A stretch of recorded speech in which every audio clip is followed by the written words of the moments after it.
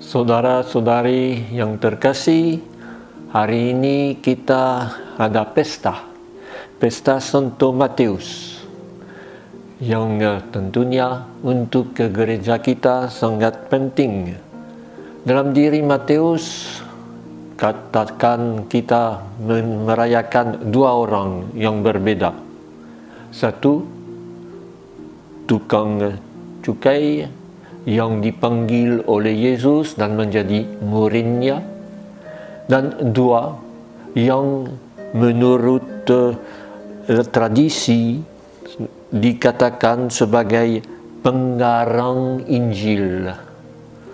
Tentunya kalau kita membaca Injil Matius, di mana selalu ada kutipan tentang Perjanjian Lama, penginjil Matius itu semacam ahli Taurat yang menjadi pengikut Yesus, tentunya tidak bisa menjadi dikarang oleh seorang tukang cukai yang bukan seperti orang yang bosnya, tetapi sebagai pegawai kecil di pinggir jalan. Maka tidak apa-apa kita merayakan kedua-duanya, yaitu rasul dan penggarang Injil, dengan sadar bahwa dua orang itu berbeda, tetapi kedua-duanya juga berjasa untuk iman kita. Kita akan pertama bicara tentang rasulnya. Waktu Yesus lewat, dia sebagai semua orang yang masuk seharusnya bayar cukai. Tetapi waktu itu, daripada bayar cukai, dia panggil orang itu, pegawai itu, datang, tinggalkan kerjamu, ikutilah aku. Dan orang itu ikut kata Yesus. Ini luar biasa. Orang kecil, orang yang sederhana, bisa jadi dalam sejarahnya seperti semua tukang cukai, sedikit berkorupsi, tetapi waktu dipanggil segera dia ikut. Dan dia mengundang Yesus makan di rumahnya. Dan ini menjadi skandal untuk orang-orang saleh, orang yang beragama tinggi. Bagaimana Yesus mau makan dengan orang yang berdosa, sebagai orang yang berkorupsi, sebagai orang tukang cukai yang pengkhianat karena kerja untuk Romawi. Dan justru waktu itu Yesus membuka rahasia panggilannya, bukan datang untuk orang yang anggap dirinya hebat dan kudus, tetapi justru untuk orang berdosa yang mau bertobat. Kasusnya Matius. Kalau selain kita mau melihat Injil yang disebut Injil Matius, kita tahu bahwa tidak ada satu Injil yang nama penggarangnya disebut. Ini tradisi saja. Tetapi Injil Matius yang dianggap sebagai Injil kedua, yang dibuat dengan ambil dari Markus dan dari tradisi-tradisi lain. Dan Injil itu diarahkan untuk orang-orang Yahudi dan terutama orang-orang Farisi, orang-orang ahli Taurat yang sudah menjadi Katolik atau pengikut Yesus. Dan ini sebabnya selalu dalam Injil Matius kita membaca inilah untuk melengkapi yang dikatakan dalam Perjanjian Lama. Injil itu sangat indah, tentunya perlu dibaca dengan latar belakangnya. Lain Injil Markus yang untuk orang yang bukan Yahudi, lain Injil Lukas untuk elit-elit dari orang Yunani, lain lagi Injil Yohanes yang sungguh suatu renungan lama tentang kabar baik itu, tetapi Injil Matius menolong kita untuk lihat bahwa yang terjadi dalam Yesus sungguh-sungguh sudah disiapkan lama oleh perjanjian lama. Dan ini yang kita rayakan hari ini.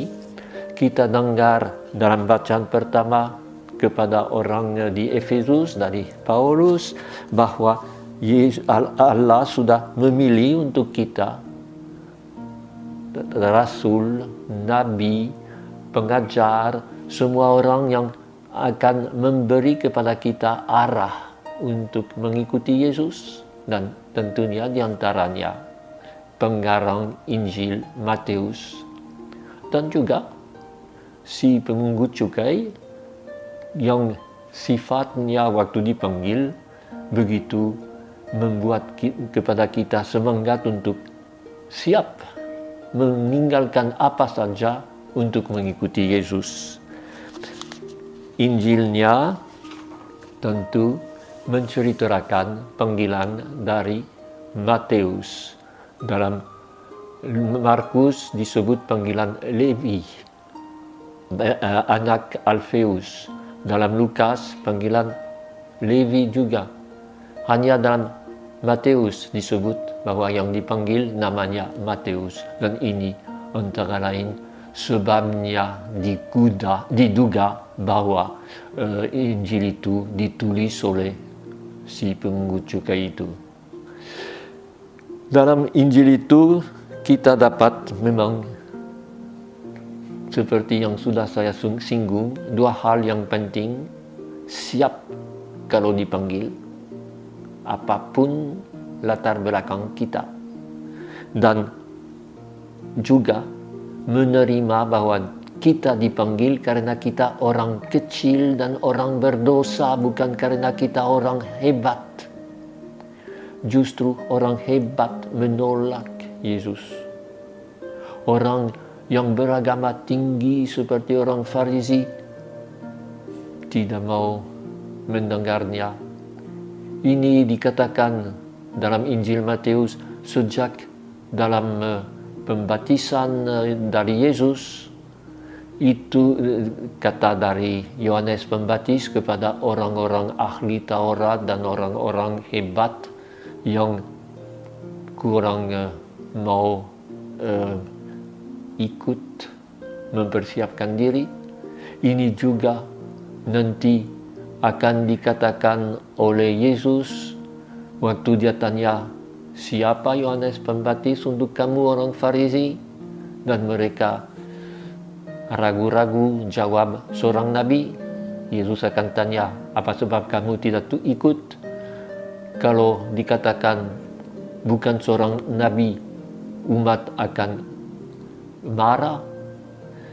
Itu sifat ini yang ditolak oleh Matius, ditolak oleh Yesus, yaitu hitung-hitung daripada dipanggil ikut. Apapun mahalnya, meninggalkan tugasnya menjadi pengikut Yesus yang tidak punya apa-apa, menjadi orang yang akan mengembara ke sini ke sana tanpa tahu hari depan, yang nanti akan menghadapi sengsara dan kematian Yesus.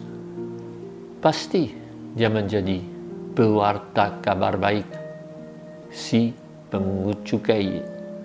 Apalagi pengarang Injil yang dikira Injilnya ditulis di Jordania atau dekat Tanah Suci untuk orang yang sudah lari dari Yerusalem karena dihancurkan oleh Romawi.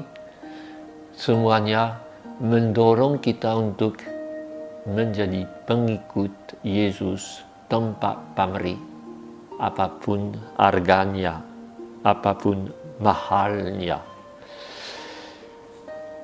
Semoga kita terima Injil Matius dengan baik, semua ajaran tentang siapa yang berbahagia, yaitu bukan yang dari zaman modern ini yang hidup mewah, yang konsumaris, tetapi justru yang miskin, menerima kerajaan Allah sebagai sesuatu yang mengubah, tetapi atas dasar kepercayaan dulu, mengubah sifat, membaharuinya, seperti orang yang ambil dari bendahara lama dan yang kekayaan baru, menggabungkannya untuk mengindahkan sesuatu yang sangat indah, sangat menantang, tetapi juga membawa kabar gembira.